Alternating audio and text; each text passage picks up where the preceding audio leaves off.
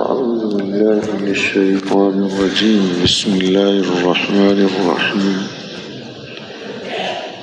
والعصر إن الإنسان لفي خسر إلا الذين آمنوا وعملوا الصالحات وتواصوا بالحق وتواصوا بالصبر. وقال الله عز وجل: قل هذه سبيلي أدعو إلى الله على بصيرة أنا ومن اتبعني وسبحان الله وما أنا من المشركين.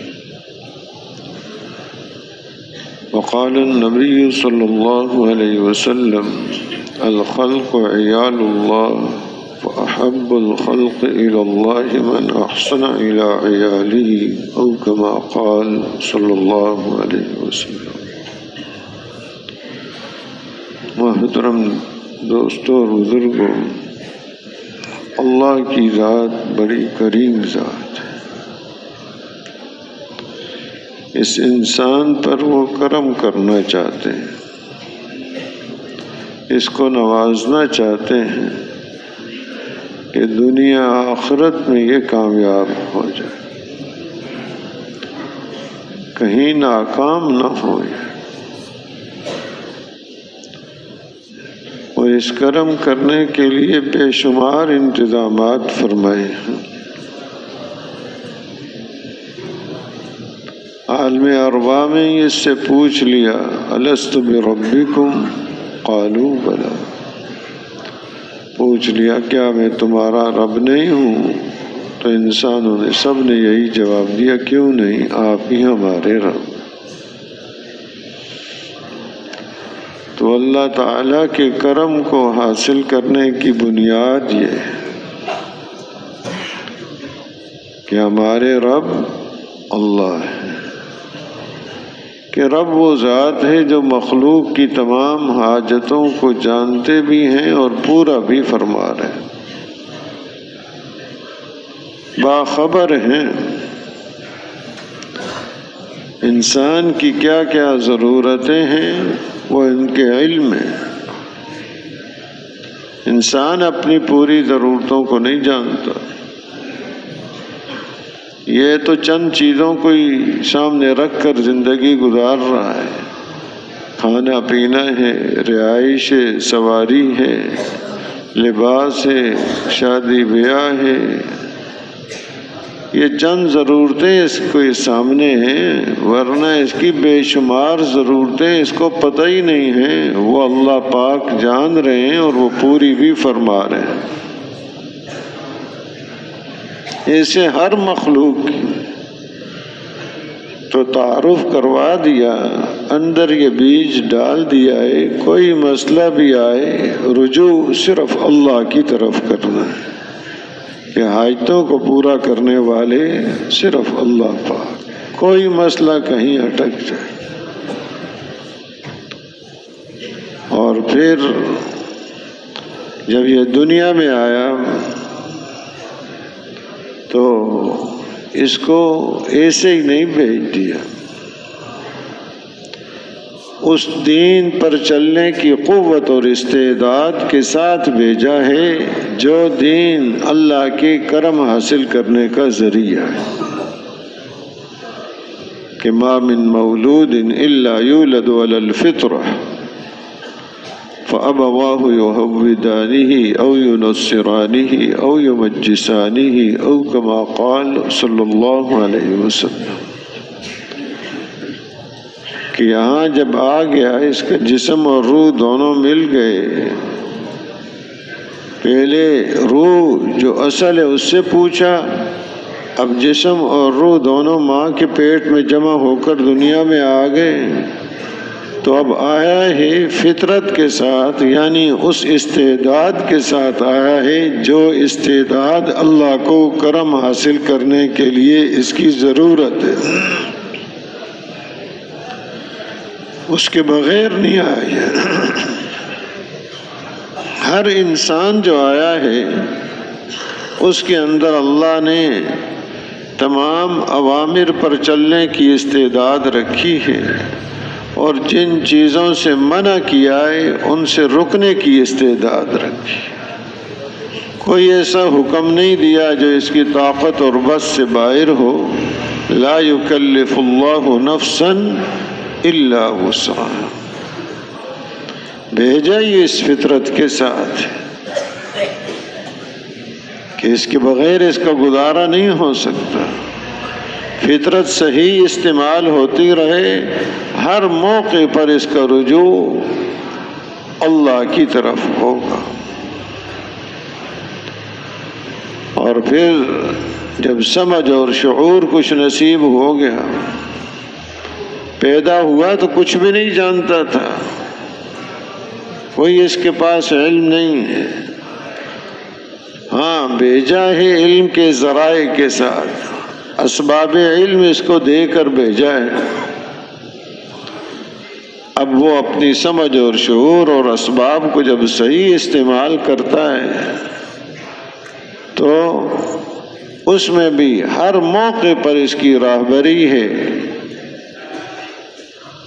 کہ کامیابی اس کی صرف دین کے اندر ہے۔ جس چیز پر بھی یہ عبرت کی نگاہ ڈالے گا وہ چیز اس کی راہبری کرے گی، ہر چیز اس کو تنبیہ کرنے والی ہے۔ فرماتے ہیں ہر گیائی کے الضمیر روید وحدہ لا شریک لہ گوید، کہ جو گھاس کا تنکا بھی زمین سے اگ رہا ہے وہ اس انسان کو تبھی اور دعوت دے رہا ہے، تنبیہ کر رہا ہے کہ خالق اور مالک ذات ایک اکیلے اللہ ہیں، ان کا کوئی شریک نہیں ہے۔ ہر پتا اس کو دعوت دے رہا ہے، ہر چیز اس کو دعوت دے رہی ہے۔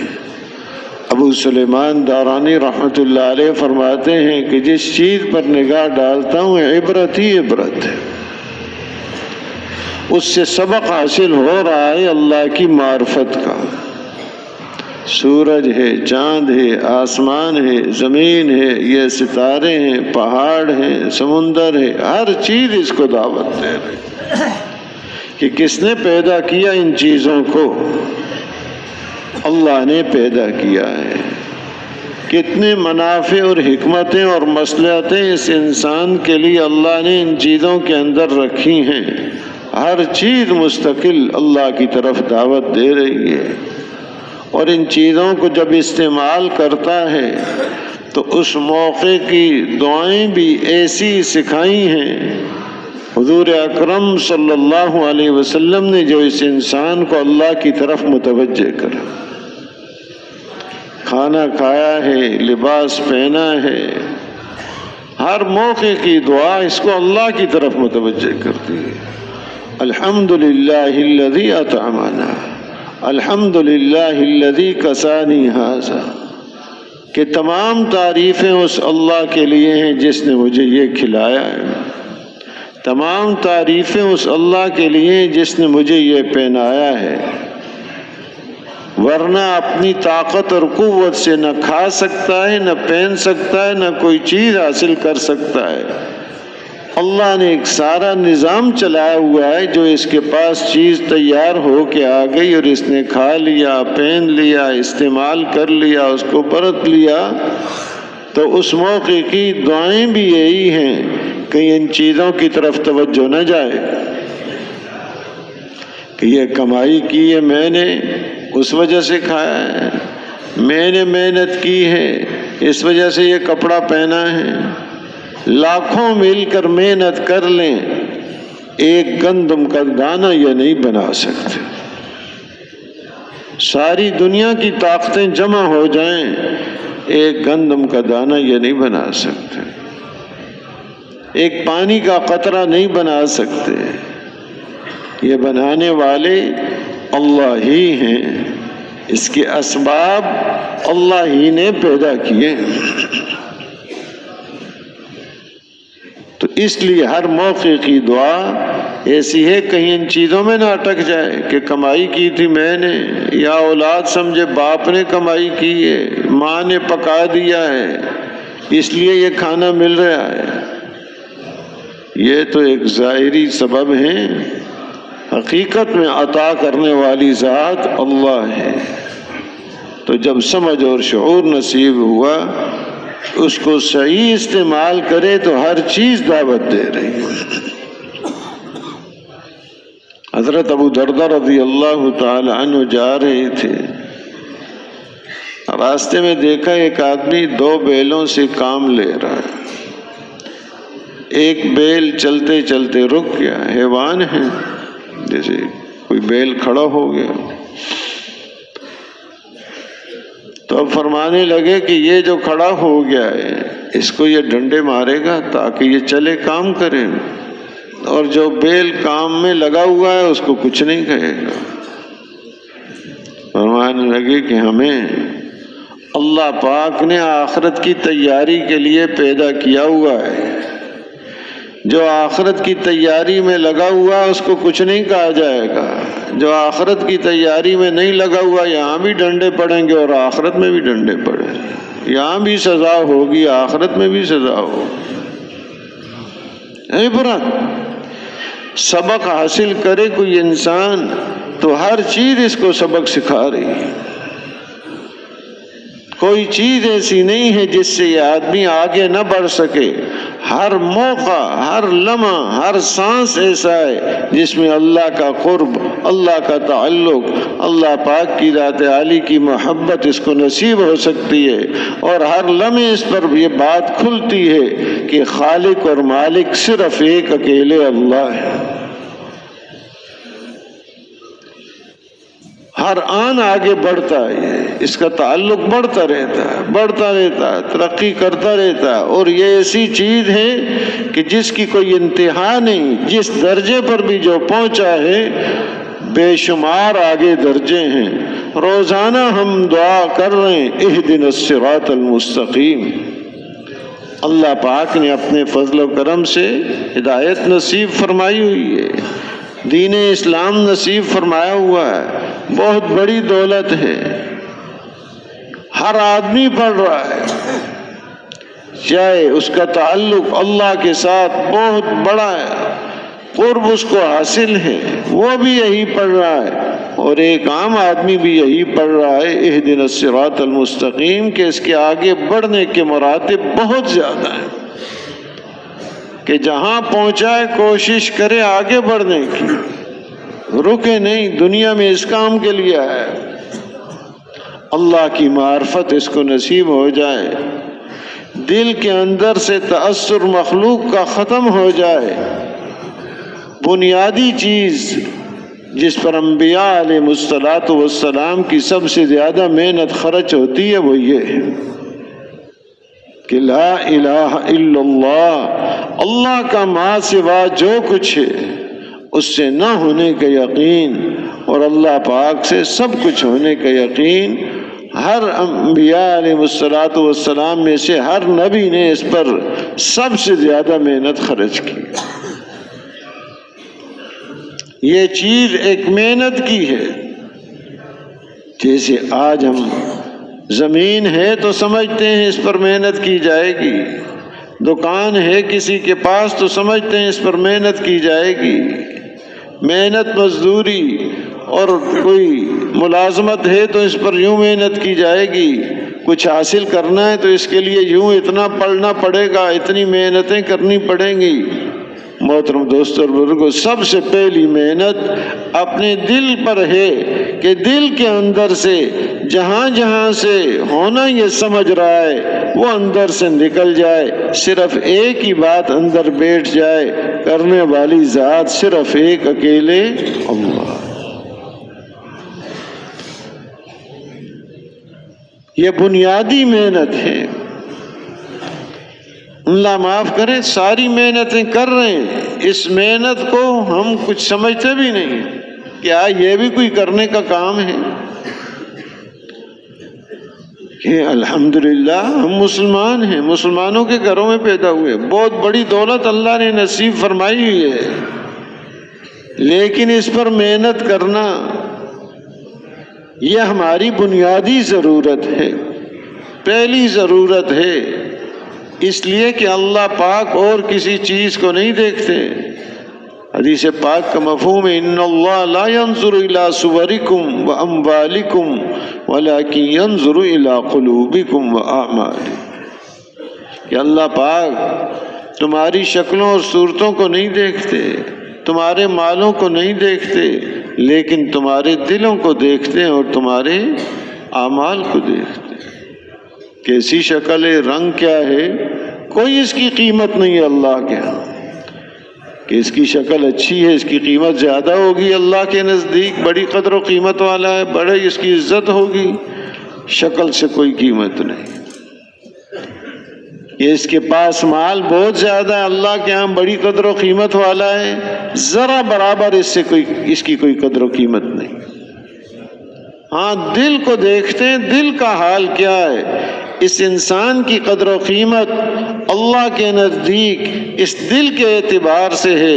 اگر دل اس کا بنا ہوا ہے، ظاہری شکل و صورت کوئی اچھی ہے یا نہیں، مال کچھ ہے یا نہیں ہے، اللہ کے نزدیک یہ انسان قیمت والا ہے، چاہے دنیا میں کوئی نہیں پوچھتا اس کو۔ جیسے ایک دفعہ آپ نے فرمایا، جس کا مفہوم یہ آدمی ایک دن گزرا، دوسرا ایک آدمی کہ کیا کہتے ہو، کہ اس کے بارے میں کہ جی یہ تو کوئی پوچھتا نہیں ہے اس کو، کہیں شادی کا پیغام دے کوئی قبول نہیں کرے گا، دوسرے کے بارے میں پوچھا کہ جی یہ تو بڑے اس کی قدر و قیمت ہے، پیغام دے اگلے قبول کر لیں گے۔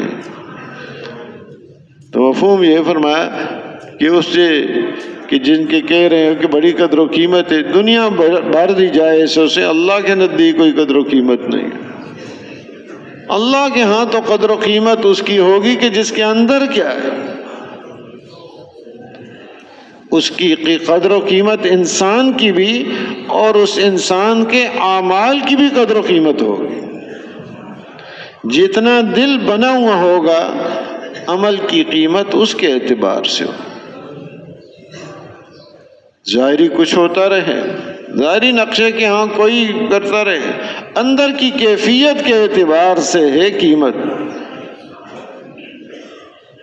حضرت عبداللہ بن مسعود رضی اللہ تعالی عنہ فرماتے ہیں، من کان منکم مستن فلیستن بمن قد مات فإن الحی لا تؤمن علیہ الفتنہ اولئک اصحاب محمد صلی اللہ علیہ وسلم، کہ جس نے کوئی راستہ اختیار کرنا ہے اپنی زندگی کے لیے، کوئی راستہ چلنا ہے تو وہ ان لوگوں کا راستہ اختیار کرے جو اس دنیا سے ایمان اور اچھے عمل کے ساتھ جا چکے ہیں، اس لیے کہ ہر زندہ آدمی ہر وقت خطرے میں ہے، پتہ نہیں کس وقت فتنے میں مبتلا ہو جائے۔ جو ایمان اور عمل سے کے ساتھ اس دنیا سے جا چکے ہیں وہ کون ہیں؟ فرمایا اولئک اصحاب محمد صلی اللہ علیہ وسلم، حضرت محمد صلی اللہ علیہ وسلم کے صحابہ۔ وہ کیوں اس قابل ہیں؟ فرمایا کانوا افضل هذه الامہ، اس پوری امت سے بہترین لوگ ہیں وہ، یہ امت ساری امتوں سے بہترین، اور اس امت میں سب سے زیادہ بہترین حضرات صحابہ اکرام رضی اللہ عنہم اجمعین ہیں۔ اور آگے وجہ بتائیں، وجہ اس کی کیا ہے؟ ابرہا قلوبا واعمقا علما واقلہا تکلفا، کہ ان کے دل بڑے نیکی والے ہیں، دلوں کی جو قیمت لگتی ہے آدمی کی وہ دل کے اعتبار سے، دل کے اندر کیا ہے ان کے دل بڑے صاف ستھرے ہیں، بڑے نیکی والے ہیں، علم ان کے گہرے ہیں، تکلفات سے وہ لوگ پاک ہیں۔ فَعَرَفُوا لَهُمْ فَضْلَهُمْ، لہذا ان کی قدر و قیمت اور فضیلت کو پہچانو۔ تو قیمت جو لگے گی وہ کس وجہ سے؟ دل کے اعتبار سے۔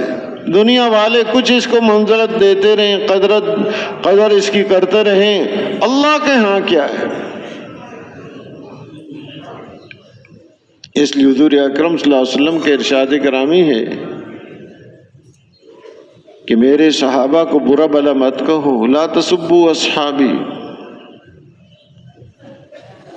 وجہ کہ اگر تم میں سے کوئی ایک عود پہاڑ جتنا سونا خرچ کر دے تو انہوں نے جو مد یا آدھا مد، آدھا سیر، آدھا کلو جو خرچ کیے ہیں، یہ تمہارا اود پہاڑ جتنا سونا خرچ کرنا ان کو نہیں پہنچ سکتا.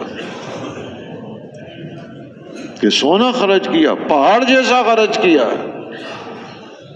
وہ تھوڑے سے جو خرچ کر دیے. وجہ یہ ہے کہ ان کے دل کی جو حالت تھی اس کی وجہ سے ان کے عمل کی قیمت بڑھ گئی. آدمی نماز پڑھ رہے ہیں لیکن اس کی نماز کی قیمت کس اعتبار سے ہے؟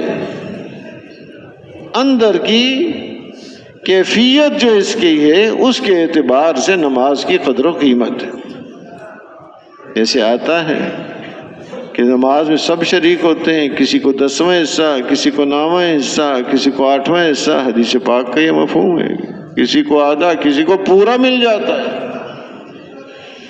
اب وہ وجہ کیا ہے؟ حالانکہ سب نے قیام کیا ہے، سب امام کے پیچھے ہیں. ہو سکتا ہے صف اول میں امام کے پیچھے، لیکن وہ قیمت نہ لگی ہو جو آخری صف والے کی قیمت لگی ہو. اس کی وجہ کیا؟ وہ دل.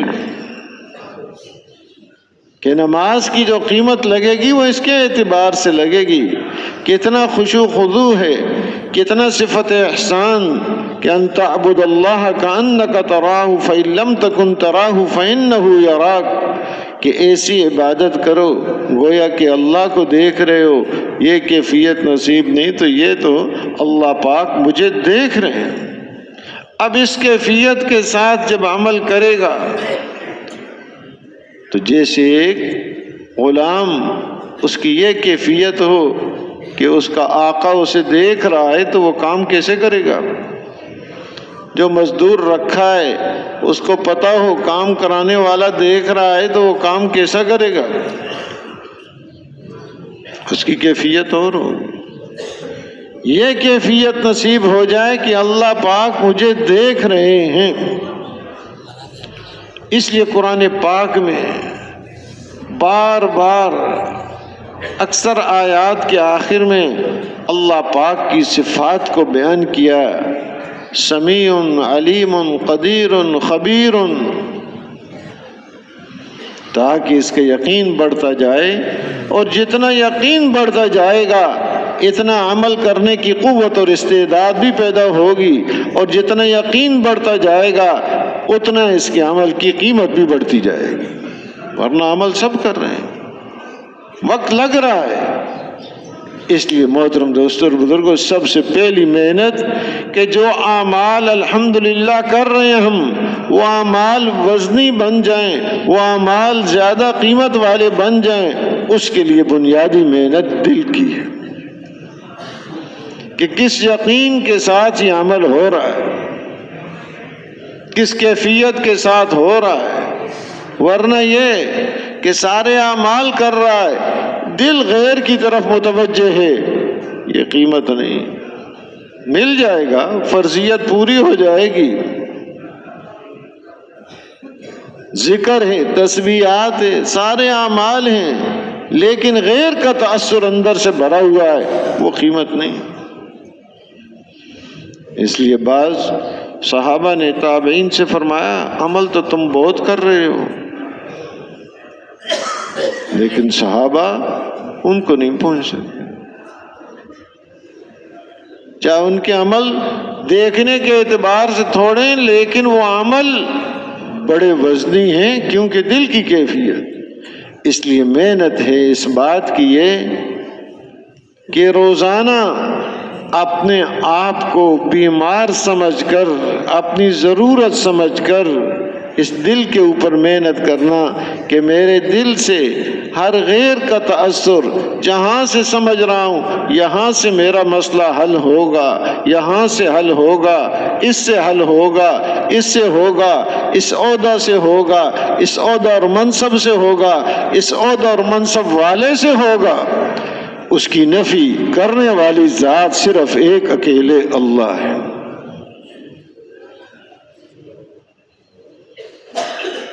کہ اسباب سے بھی کچھ نہیں اور اسباب والوں سے بھی کچھ نہیں ہوتا. کرنے والی ذات صرف ایک اکیلے اللہ ہے، پورا ایک رخ ہی پلٹ جاتا ہے کہ رخ ہی وہ ہو گیا کہ اسباب۔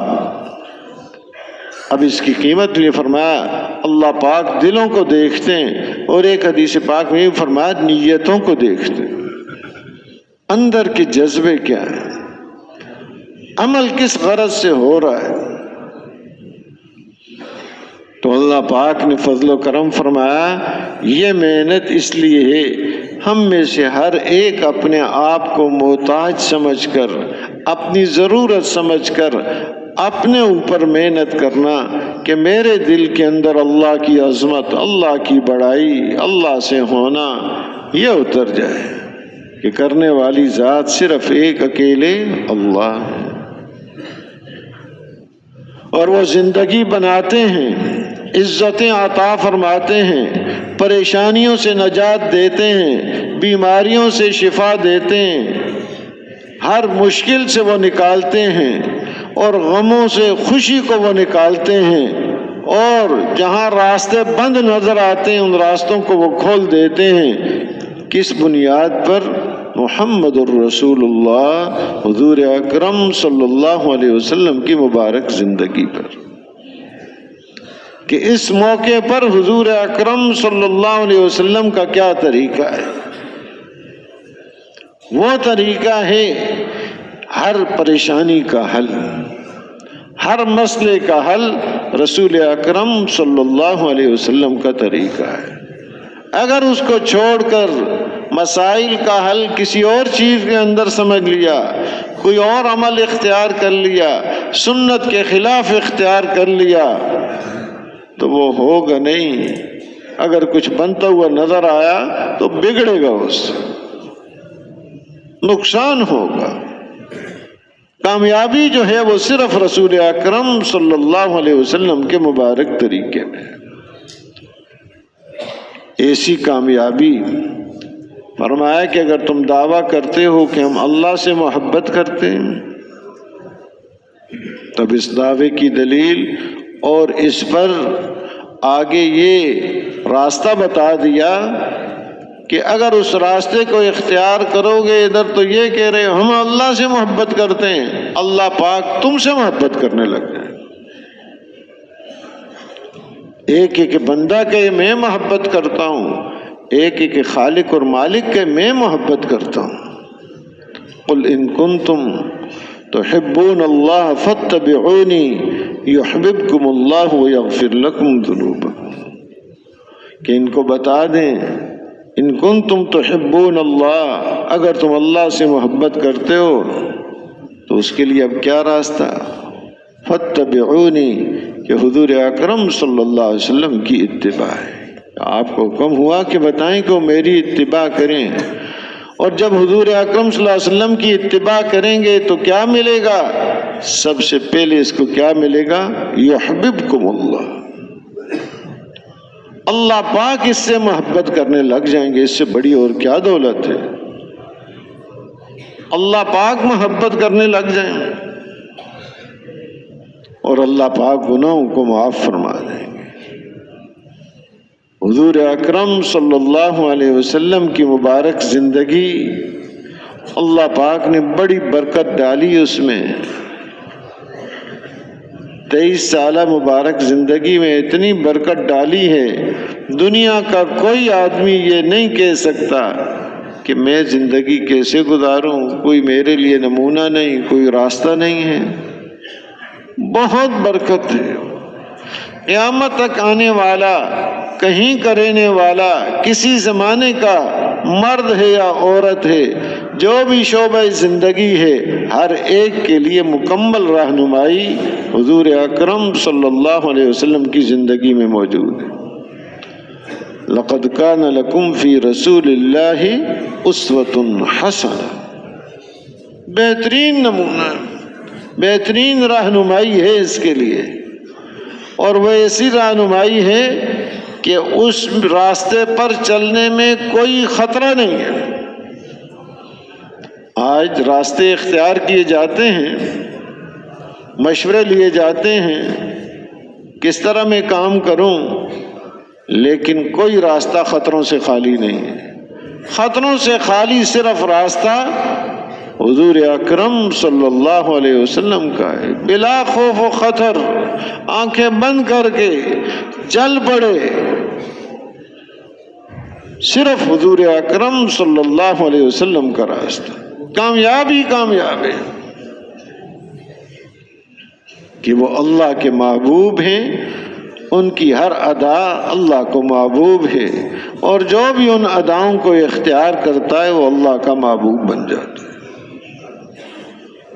تو اللہ پاک نے یہ راستہ ایک دیا ہے اپنے فضل و کرم سے.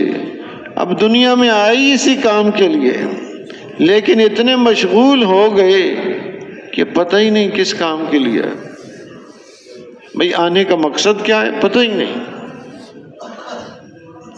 صرف یہ چند ضرورتیں، اور یہ ضرورت ہے. ایک ہوتی ہے ضرورت، ایک ہے خواہش. ضرورت کی حد ہے، خواہشات کی حد نہیں ہے. کھانا ایک ضرورت ہے، چند لقموں سے وہ پوری ہو جائے گی. پینا ایک ضرورت ہے، وہ بھی تھوڑے سے پانی سے اس کی پوری ہو جائے گی. مکان ایک ضرورت کا درجہ ہے، وہ بھی چھوٹے سے مکان سے اس کی پوری ہو جائے گی. اور ایک خواہش کا درجہ، خواہش کے درجے میں جب پڑتا ہے اب اس کی کوئی حد نہیں ہے. ایک ایک وقت کے کھانوں پر اس کا لاکھوں لگ جائے گا پھر بھی وہ خواہش پوری نہیں ہوتی. ایک سواری پر کروڑوں خرچ کر دے گا پھر بھی خواہش اس کی پوری نہیں ہوگی. مکان بنانے پر بے شمار خرچ کر دے گا لیکن پھر بھی کہے گا یہ کمی رہ گئی، پھر بھی خواہش اس کی پوری نہیں ہوگی. ضرورت ہے، ضرورت اس کو کہتے ہیں جو انسان نہ پوری کرے تو ضرر ہو، کوئی نقصان ہو. اور آگے ساتھ یہ بھی کہتے ہیں الضرورت تتقدر بقدر ضرورت. وہ بقدر ضرورت ہی ہوتی ہے، اس سے آگے قدم بڑھا لیا تو پھر اس کو ضرورت نہیں کہیں گے، پھر خواہش کہیں گے. تو اگر ضرورتوں کو ضرورت کے درجے میں رکھا ہوا ہے بہت آسان زندگی ہے. لیکن اگر خواہشات کے درجے میں لے آیا ہے تو پھر اس کی پریشانیوں کی حد کوئی نہیں. ہر موقع پہ پریشان. بھائی اتنا خرچ کر دیا پھر بھی یہ ہو گیا، اتنا لگا دیا پھر بھی یہ ہو گیا، اتنا یہ ہو گیا. اور جس نے صرف ضرورت کے سامنے رکھا وہ تھوڑا سا بھی مل گیا، اب اس کو قناعت کی دولت اللہ پاک نصیب فرما دیتے ہیں. کہتا ہے الحمدللہ. اس کو اندر اطمینان کی دولت نصیب ہوتی ہے. خواہشات کے راستہ اختیار کرنے والے کو کبھی اندر کا اطمینان نصیب نہیں ہوتا، ہو ہی نہیں سکتا. راستہ ہی اس نے وہ اختیار کیا ہے جو پریشانیوں کو اس کے اوپر لاد دینے والا ہے، تو وہ کہاں سے بچے گا؟ یہ ہر موقع پہ پریشان، کہیں پریشان. اور پھر اتنا پریشان کہ ظاہری نقشے تو بہت کچھ نظر آ رہے ہیں، اپنی ہوش ہی اڑ جاتی ہے. نقشے بہت ہیں، ہوش اڑے ہوا ہے. پاؤں میں پہننے کا بھی پتہ نہیں ہے، پاؤں میں کوئی جوتا ہے کہ نہیں. بہت نقشہ نظر آ رہا ہے. دیکھنے والا کہہ رہا ہے یہ فلاں چیزیں اس کی ہیں، اس بیچارے کو تو پاؤں میں پہننے کی ہوش بھی نہیں ہے. لباس کا کیا حال ہے، اس کی بھی پوری ہوش نہیں ہے، ہوشیں ہی اڑ جاتی ہیں. لیکن جب ایک اس راستے کو اختیار کرتا ہے جو حضور اکرم صلی اللہ علیہ وسلم والا راستہ ہے، جس میں یہ تعلیم دی گئی یہ دنیا ایک مختصر سی ہے، یہاں ہم نے تھوڑا رہنا ہے، یہاں یہ چند ضرورتیں ہیں، خواہشات کی جگہ یہ نہیں ہے، اس کا میدان ہی اتنا نہیں، اس کا برتن ہی اتنا نہیں ہے. اب برتن میں 1 کلو دودھ آتا ہے، آپ کہیں نہیں ہم تو 5 کلو ڈالیں گے اس میں، ہم تو 10 کلو ڈالیں گے اس میں، تو کیا خیال ہے جی؟ وقت بھی ضائع کرے گا، مال بھی ضائع کرے گا، اور پریشان بھی ہوگا. بھائی نہیں آتا اس میں. یہ ساری دنیا کا برتن اگر ایک آدمی کو بھی یہ دے دی جائے تو خواہشات کا اتنا بڑا سمندر ہے ہر آدمی کے اندر کہ ایک آدمی کی بھی خواہش یہ پوری دنیا پوری نہیں کر سکتی. ساری دنیا کا مالک بنا دیں اس کو، پھر بھی اس کی خواہشات پوری نہیں ہوں گی، یہ پریشان ہی رہے گا. اب جب اتنی خواہشات ہیں اس کے اندر تو اللہ پاک نے رکھی کیوں ہیں؟ پوری تو ہوتی نہیں ہے، ٹکریں مارتا ہے بیچارہ، مقابلے شروع ہو جاتے ہیں. چیز ایک ہے، لڑ رہے ہیں 10 آدمی اس پر، تو کہاں ملے گی 10 کو؟ ایک چیز پر 10 کھڑے ہو گئے تو کس کو؟ ایک کو ملے گی. اب باقی ٹکریں ماریں گے، پریشان ہو جائیں گے، غلط راستے اختیار کریں گے. تو یہ چیزیں یہاں پوری ہو ہی نہیں سکتی. تو پھر اللہ پاک نے یہ خواہشات کا سمندر اس کے اندر کیوں رکھا ہے؟ اللہ کی ذات تو بڑی حکیم ذات ہے، ان کا کوئی فعل حکمت سے خالی نہیں ہے. یہ خواہشات اس کے اندر کیوں رکھ دیں؟ یہ خواہشات اس لیے رکھی ہیں کہ یہ ذرا ہوش سے چلے. جہاں دیکھ رہا ہے ایک برتن جو 1 کلو دودھ جس میں سما سکتا ہے 10 کلو نہیں آ سکتا، تو اسے سبق لے. بڑا برتن لائے جس میں 10 کلو آ جائے گا تو یہ ٹھیک ہو جائے گا، وہ برتن میں آ جائے گا دودھ. اس برتن میں نہیں آئے گا. اس دنیا کے اندر خواہشات پورا ہونا ہو ہی نہیں سکتا. خواہشات کے پورا ہونے کے لیے اللہ پاک نے جنت کو بنایا ہے. تو جیسے اس برتن میں اس کا کام نہیں ہو سکتا 10 کلو دودھ کا، دوسرا برتن لائے اس میں یہ کام ہو جائے گا. ایسے ہی اپنا وقت ضائع نہ کرے، مال ضائع نہ کرے، زندگی ضائع نہ کرے، صلاحیتیں ضائع نہ کرے. جو دیکھے گا بھائی کیا کر رہا ہے، دودھ ضائع کر رہا ہے، اس کو کہیں گے بھائی کوئی سمجھ نہیں ہے، ایسے دودھ گرا رہا ہے، تو اس کو ہم بے سمجھ کہیں گے. اس سے زیادہ بے سمجھ وہ آدمی ہے جو اپنی صلاحیتوں کو ساریوں کو دنیا پر ہی لگا رہا ہے اور یہ چاہ رہا ہے کہ میری خواہشات جہاں پوری ہو جائیں. بھائی یہاں یہ برتن ہی چھوٹا ہے، ہو ہی نہیں سکتا. اس لیے مطمئن ہو جائے، پریشان ہونے کی کوئی ضرورت نہیں ہے. مطمئن ہو جائے، خواہشات پوری ہونے کی جگہ جنت. وَلَكُمْ فِيهَا مَا تَشْتَهِي أَنفُسُكُمْ وَلَكُمْ فِيهَا مَا تَدَّعُونَ نُزُلًا مِّنْ غَفُورٍ رَّحِيمٍ. کہ جو تمہارے نفس چاہیں گے وہ بھی تمہیں ملے گا، اور جو مانگو گے وہ بھی ملے گا، اور یہ غفور الرحیم رب کی طرف سے تمہاری مہمانی ہوگی. تو اس لیے بڑا برتن لائے، چھوٹے برتن پر کیوں وقت ضائع کر رہا ہے؟ اپنی صلاحیتوں کا رخ جنت کی طرف کر دے، آخرت کی طرف کر دے.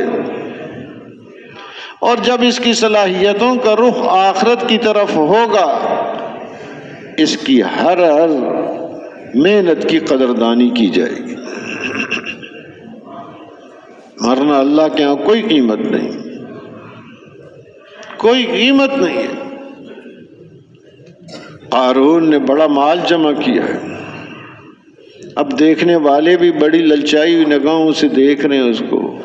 جب اپنی زیب و زینت سے نکلا، یا لیت لنا مثل ما اوتی قارون انہ لذو حظ عظیم، کاش ہمیں بھی مل جائے، یہ تو بڑے نصیبے والا ہے. اب وہ یہ سمجھ رہے ہیں اور بڑے نصیبے والا بھی کہہ رہے ہیں. یہ قرآن پاک کوئی قصوں کی کتاب نہیں ہے، کہانیاں نہیں ہیں اس میں، یہ ہدایت کی کتاب ہے. آج بھی یہی ہو رہا ہے. جس کے پاس بھی ذرا چمک دمک دیکھ لی کہ جی بڑے نصیبے والا ہے، یہ کہہ رہے ہیں. وقال الذین اوتوا العلم ویلکم ثواب اللہ خیر لمن آمن وعمل صالحا ولا يلقاها الا الصابرون. علم والوں نے جو دنیا سے بے رغبت تھے، دنیا کی رغبت نہیں، آخرت کی رغبت ہے، انہوں نے ان سے کہا ہلاکت تو تمہاری، یہ کیا باتیں کر رہے ہو، یہ بڑے نصیبے والا ہے۔ ثواب اللہ، جو اللہ کی طرف سے ثواب ملنے والا ہے اس آدمی کو جو ایمان لایا اور اچھے عمل کیے، یہ چیز ہے بہتر۔ وَلَا يُلَقَّاهَا إِلَّا الصَّابِرُونَ، ہاں یہ چیزیں ملا کرتی ہیں ان لوگوں کو جو صبر کرنے والے ہوتے ہیں۔ صبر کریں، تھوڑی سی دنیا ہے، تھوڑی سی زندگی ہے، آج ہم نظر آ رہے ہیں، کل کوئی اور نظر آئے گا یہاں۔ ہم سے پہلے کچھ اور لوگ تھے، وہ چاہے گزر گئے یہاں سے، تھوڑے دنوں کے لیے ہم یہاں آئے ہوئے ہیں، ہم گزر جائیں گے، کوئی اور آ جائیں گے۔ یہ تھوڑا سا وقت ہے، صبر کے ساتھ گزار لے۔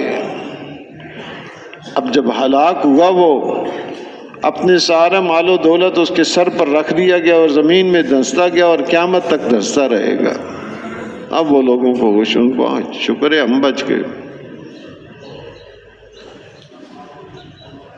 تو یہ ایک چیز کہ بھائی اس سے مسئلے حل ہوں گے، یہ وہ بڑا کچھ تھا لیکن حل تو نہ ہوا۔ صلاحیتیں کہاں لگا دیں، محنت کس چیز پر خرچ کرنی ہے؟ محنت اس چیز پر خرچ کرنی ہے کہ جہاں اس کے لیے آخرت میں ملے۔ یہ تھوڑا سا وقت اس لیے ملا ہے اس کو کہ صلاحیتیں اپنی ضائع نہ کرے۔ یہ قرآن پاک میں بیان جو ہوئے ہیں پہلی قوموں کے حالات قصے اور افراد کے حالات اور قصے، وہ اس لیے ہیں، اس لیے علماء اکرام فرماتے ہیں کہ اس امت کا بعد میں آنا کئی فضیلتیں، ان میں ایک یہ بات بھی ہے کہ پہلی قوموں کے حالات اس کے سامنے آ گئے تاکہ سبق حاصل کر لے کہ یہ اگر سمجھتا ہے کہ تجارت میں کامیابی ہے تو ان لوگوں کے حالات تجارت والوں کے سامنے آ گئے ہیں جو اپنے نبی پر ایمان نہیں لائے، تباہ ہو گیا اپنی تجارت میں۔ اگر یہ سمجھتا ہے باغات میں اور کھیتیوں میں کامیابی ہے اور ڈیم اور پانی کے انتظامات میں کامیابی ہے اور ایمان کی دولت نہیں، تو یہ سبق حاصل کر لے کہ پہلے لوگ آئے ہیں، اس سے بڑے بڑے ڈیم بنائے انہیں لیکن تباہ ہو گئے۔ اگر یہ سمجھتا ہے آج میرے پر جسمانی قوت ہے، اس پر کوئی فخر ہے اس کو،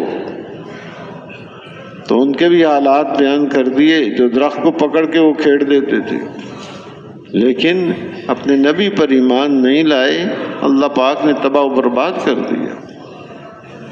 سمجھتا ہے حکومت میں کامیابی ہے، ان کے قصے بیان کر دیے۔ وزارت میں کامیابی ہے، ان کے قصے بھی بیان کر دیے۔ یہ قصے اس کے سامنے آ چکے ہیں عبرت کے لیے کہ ان سے سبق حاصل کریں۔ ایک ہی کوئی نمونہ اس کے سامنے نہیں آیا، بھائی ہو سکتا ہے تجارت میں کامیابی ہو، چلو اس راستے کو اختیار کر لیتے ہیں، اور ایمان کی دولت کو چھوڑ دیا، جو نبی علیہ السلام نے فرمایا اس کو چھوڑ دیا۔ تجارت ہو، جیسی بھی ہو، کوئی نمونہ اس کے سامنے نہیں ہے؟ نہیں، ایسی کوئی بات نہیں۔ جو جو دنیا میں کام ہو رہے ہیں اس کے نمونے پہلی قوموں میں گزر چکے ہیں، اور اس امت پر اللہ پاک نے فضل و کرم فرمایا کہ ان سب کے حالات قرآن پاک میں بیان کر دیے ہیں کہ خیال کرنا کہیں ایسا نہ ہو کہ تجارت کو کامیابی سمجھ لو اور اپنے نبی علیہ السلام کے طریقے کو چھوڑ دو۔ کہیں ایسا نہ ہو کھیتی باڑی، عہدہ منصب، وزارت اور ملک اور حکومت اور مال، اس میں کامیابی سمجھ لو اور اپنے نبی علیہ السلام کے طریقے کو چھوڑ دو، ہرگز کامیاب نہیں ہو سکتے۔ تو یہ تو بڑا فضل ہوا اللہ پاک کا کہ ہمارے سامنے ساری چیزیں آ چکی ہیں، واضح کھلا راستہ ہے جو عملی طور پر بھی تجربوں سے بھی ثابت ہو چکا ہے اور حقیقت بھی یہی ہے۔ انبیاء علیہ الصلوۃ والسلام کی باتوں میں کوئی پوشیدگی نہیں ہوتی، کھلی باتیں ہوتی ہیں ان کی کہ کوئی ایسی بات ہو کہ ذرا سمجھ میں نہ آئے، ایسی بات نہیں ہے، واضح بات ہے۔ اور بعض لوگ اپنے آپ کو بڑا سمجھتے ہیں تو ان کی باتوں کا استہزاء اور مذاق کرتے ہیں، نہیں مانتے، حالانکہ وہ حقائق لے کر آتے ہیں، کھلی بات ہوتی ہے، لیکن مان لیا ہے اگر، اب یہ انسان کامیاب ہے۔ نہیں مانا اور اپنے علم پر اتراتا رہا، اپنے تجربوں پر اور اپنی ایجادات پر اتراتا رہا، مذاق کرتا رہا، یہ بچ کے نہیں رہے گا۔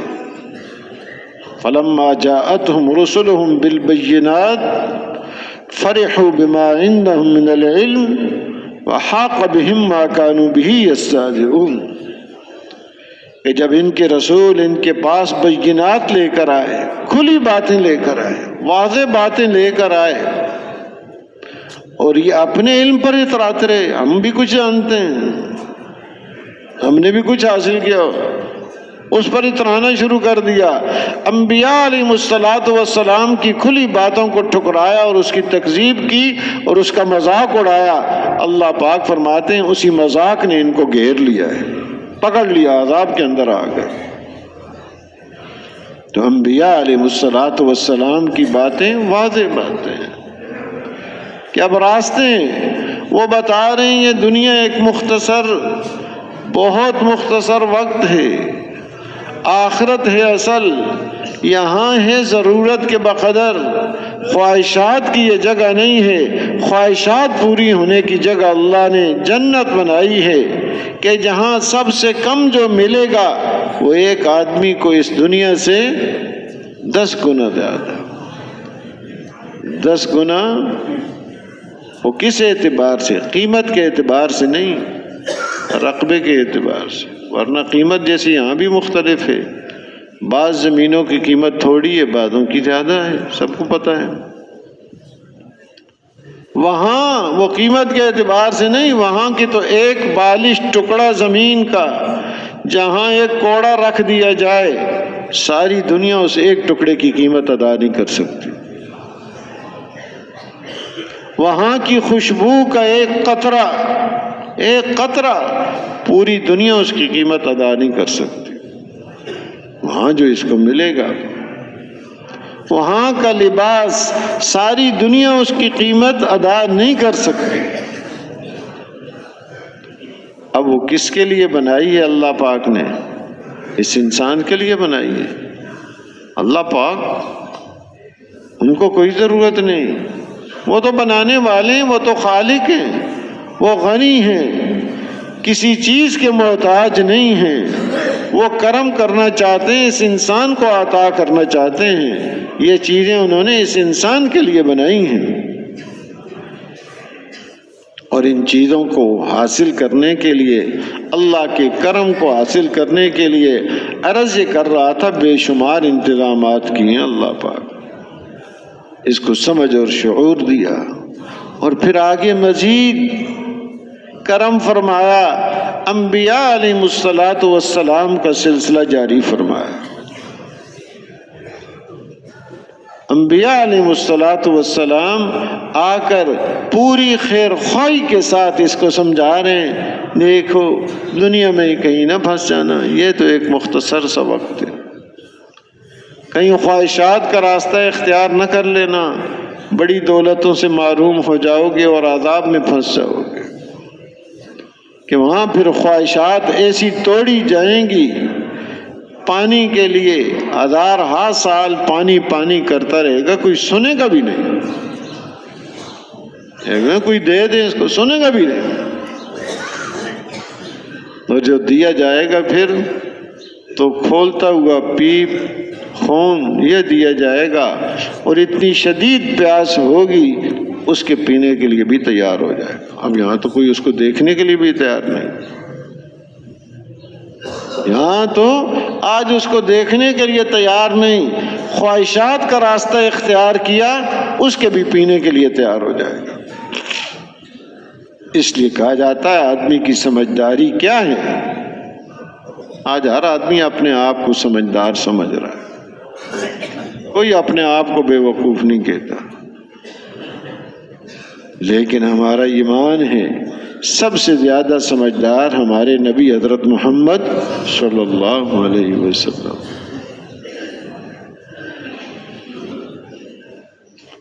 اور انبیاء علیہ الصلوۃ والسلام، اور انبیاء علیہ الصلوۃ والسلام پر جو ایمان لائے، تو انبیاء علیہ الصلوۃ والسلام کے بعد سب سے زیادہ سمجھدار حضرات صحابہ اکرام رضی اللہ عنہم اجمعین۔ ایک صحابی نے سوال کیا نبی صلی اللہ علیہ وسلم سے، ان کے سوالات بھی پوری انسانیت کے لیے راہبری ہیں۔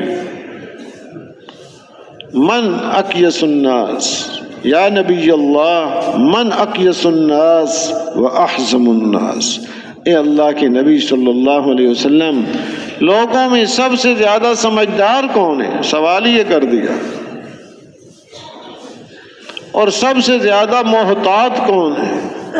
جو احتیاط کے ساتھ زندگی گزارے، کہیں ادھر ادھر سے حادثات نہ پیش آئیں، کہیں ادھر ایکسیڈنٹ کر رہا ہے، کہیں ادھر کر رہا ہے، احتیاط سے اپنی گاڑی چلائے۔ تب ہم دیکھ لیں، ہم بھی کہہ رہے ہیں جی فلاں بڑا سمجھدار ہے۔ اب صحابہ ایسے سوال پوچھ گئے کہ کون ہے سب سے زیادہ سمجھدار اور کون ہے سب سے زیادہ محتاط؟ حضور اکرم صلی اللہ علیہ وسلم نے ارشاد فرمایا، اس کا مفہوم یہ، اکثرہم ذکرا للموت اکثرہم استعدادا للموت اولئک الاکیاس ذہبوا بشرف الدنیا وکرامت الآخرہ۔ موت کو سب سے زیادہ یاد کرنے والے، موت کی سب سے زیادہ تیاری کرنے والے، یہ ہیں سب سے زیادہ سمجھدار جو دنیا اور آخرت دونوں کی عزتیں اور شرافتیں حاصل کر گئے۔ آخرت کی بھی جو عزتیں ملیں گی وہ سمجھداری یہ ہے کہ خواہشات کا راستہ اختیار نہ کرنا، موت کو یاد رکھنا، اور مرنے کے بعد جو اعمال کام آئیں گے ان اعمال کی تیاری میں لگے رہنا۔ اب آدمی یہ سمجھدار ہے، اب آخرت میں اس کو جو ملے گا وہ اس کے تصور میں بھی نہیں ہے، کہ اللہ پاک حدیث قدسی میں جیسے آتا ہے، مات اعددت لعبادی الصالحین ما لا عین رأت ولا اذن سمعت ولا خطر علی قلب بشر۔ حضرت ابو ہریرہ آگے فرماتے ہیں، اقرؤوا ان شئتم فلا تعلم نفس ما اخفی لهم من قرۃ اعین۔ اللہ پاک یعنی فرمانے، میں نے اپنے نیک بندوں کے لیے ایسی نعمتیں تیار کر رکھی ہیں، نہ کسی آنکھ نے دیکھی ہیں، نہ کسی کان نے ان کے بارے میں سنا ہے، نہ کسی دل میں ان کے بارے میں کوئی خیال اور کھٹکا تک گزرا ہے۔ ابو ہریرہ فرماتے ہیں اسی کی تائید میں قرآن پاک کی آیت کہ فلا تعلم نفس ما اخفی لهم من قرۃ اعین، یہ آیت پڑھ لو کہ کسی جی کو کوئی پتہ نہیں اللہ پاک نے اس کی آنکھوں کی ٹھنڈک کا کیا کیا سامان تیار کر رکھا۔ یہ سمجھداری ہے آدمی کی۔ یہاں لاکھوں بنایا رہ کے جائے گا، ہے بھی کوئی قیمت نہیں۔ آج ایک یہ دھوکہ لگا ہوا ہے، اسباب راحت کا نام راحت رکھ دیا، اسباب کو سب کچھ سمجھ لیا۔ راحت اور ہے، اسباب اور چیز ہے۔ لاکھوں اسباب راحت کے، چین کے، اطمینان کے، سونے کے بنا لے، اللہ کی طرف سے اگر اس کے مقدر میں سونا اور چین اطمینان نہیں ہے، یہ نہیں سو سکتا۔ اور ہیں تجربے روزانہ ہو رہے ہیں۔ اور کیا ہو رہا ہے؟ صلاحیتیں کہاں لگیں؟ ایک کا کسی نے سنایا کہ جب فارغ ہوا نوکری سے، بہت کچھ مال ملا، زمین خریدی، کوئی اوپر تھی کوئی نیچے تھی، اس کو برابر کرنے میں اور پھر مکان بنانے میں اپنے ذہن میں جو نقشہ تھا، ایسا مکان بناؤں گا، یہ ہوں گے، خواہشات کے راستے ہیں۔